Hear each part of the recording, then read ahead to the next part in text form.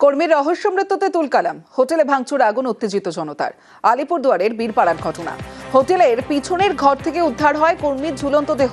Hotel কর্তৃপক্ষের কারণেই মৃত্যুর অভিযোগ প্রতিবাদে হোটেলে ভাঙচুর চালিয়ে আগুন ধরিয়ে দেয় উত্তেজিত জনতা। একটি গাড়িতেও চলে ভাঙচুর। পুলিশ বাহিনী পৌঁছে পরিস্থিতি নিয়ন্ত্রণে আনে। এখানে আমাদের একজন আদিবাসী ভাই, গোপালপুরে বাড়ি, উনি এখানে কাজ করতো। উনি এখানকার কিছু গুপ্ত খবর জানতো। সঙ্গে সঙ্গে আমি মাদারিহাট বড়বাবুকে ফোন লাগাইলাম আসামিকে বাঁচানোর জন্য, এবং এইখানে যে আমাদের হোটেল মালিক ওনাকে বাঁচানোর জন্য তোড়াহড়ি করে ওনারা হসপিটাল নিয়ে গেল। ওই 2 নম্বরের জিনিসপত্রগুলো জানতো, সে বলতে চাওয়াতেই একে খুন করা হচ্ছে। এরা বলছে যে 3 দিন ধরে নিখোঁজ ছিল। তাহলে 3 দিন ধরে যদি নিখোঁজ ছিল, তাহলে ডেড বডিটা এখানে কি করে পাওয়া গেল? কলকাতা বিমানে শ্লীলতাহানি। ইন্ডিগোর বিমানে যাত্রীকে শ্লীলতাহানির অভিযোগ।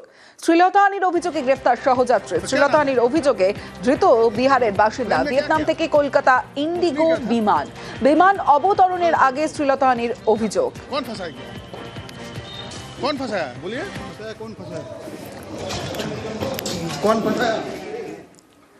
সোশ্যাল মিডিয়ায় পোস্ট করে আত্মহত্যার হুমকি। যাদবপুর বিশ্ববিদ্যালয়ের প্রাক্তন কর্মীর আত্মহত্যার হুমকি। প্রাক্তন কর্মীর অভিযোগে বিতর্কে যাদবপুর বিশ্ববিদ্যালয়। দিনের পর দিন মানসিক অত্যাচারের অভিযোগ বিশ্ববিদ্যালয় কর্তৃপক্ষের বিরুদ্ধে। অভিযোগ খড়দার যুবকের।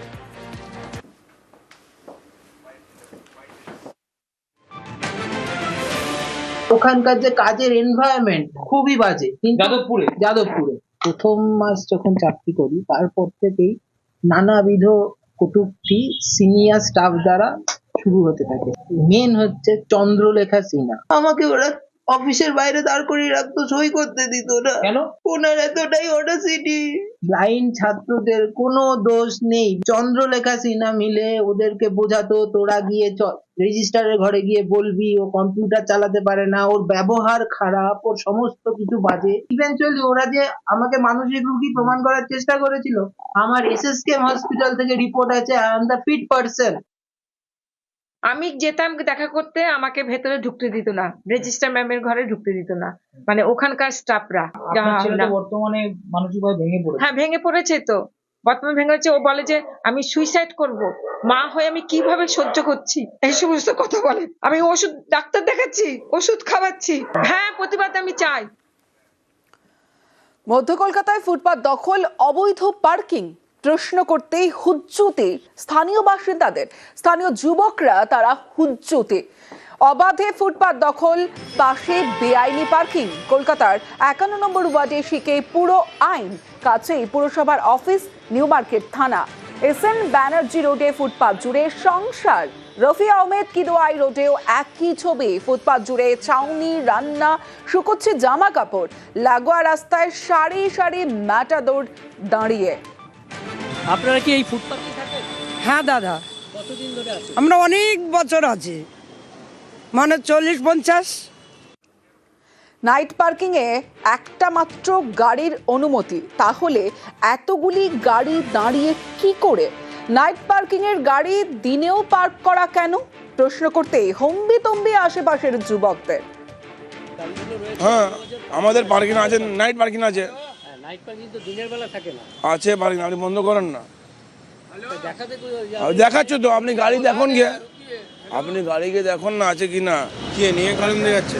হ্যাঁ, পুরসভাতে আমি ওটা জানি না। আমাদের নাইট পার্কিং আছে তো, গাড়ি দেখালাম তো আপনাকে, আছে তো। এবার যে পার্কিং আছে কি না আসবে কথা বলবেন, আপনি বন্ধ করেন। ফুটপাত আর অবৈধ পার্কিং এ নাজেহাল পথচারীরা। ফুটপাথ দিয়ে তো কে চলে লোক? ও যে ফুটপাথ, এ ফুটপাথ কই যায়? মানুষ আপনার সুবিধা করলে চলে যায়। না না, যাওয়া যাবে না। এখানকার লোককে জিজ্ঞেস করবেন যেখানে বাস করে। সন্ধ্যের পর অসামাজিক কাজকর্মের অভিযোগ তুলেছেন স্থানীয় তৃণমূল কাউন্সিলরই। এই সেন্ট ব্যানার্জি রোড আর রফি আহমেদ কিদোয়াই রোডের জাংশনে একটা ফুটপাথ আছে, যে ফুটপাথটার ওপরে মানুষ এমনভাবে জবরদখল করে রেখেছে, আর 407 যে ম্যাটাডোরগুলোকে এমনভাবে পার্কিং করে রাখা থাকে, সেখানে যাওয়া তো দূরের কথা, সন্ধ্যের পরে সেখানে এত অসামাজিক কাজকর্ম হয় যে মানুষ তিতিবিরক্ত হয়ে যায়। আমি সেই জন্য অধিবেশনে একটা প্রস্তাব দিয়েছিলাম যে ওই জায়গাটাকে যদি দখলমুক্ত করে একটা পাবলিক টয়লেট করা যায়। রেসকোর্স পর্যন্ত বিনা বাধায় সুড়ঙ্গ খনন দুর্গা দিব্যার। টানেল বোরিং মেশিন দুর্গা ও দিব্যা। রেসকোর্স পর্যন্ত পৌঁছলো 2 tunnel boring machine. Joka Esplanade metro প্রকল্পের কাজ 10 মিটার গভীরে সুড়ঙ্গ খোঁড়া চলছে। খিদিরপুর থেকে পার্ক স্ট্রিট খনন হবে বোরিং মেশিন দিয়ে। পার্ক স্ট্রিট থেকে এসপ্ল্যানেড কাট অ্যান্ড কভার পদ্ধতিতে খনন হবে।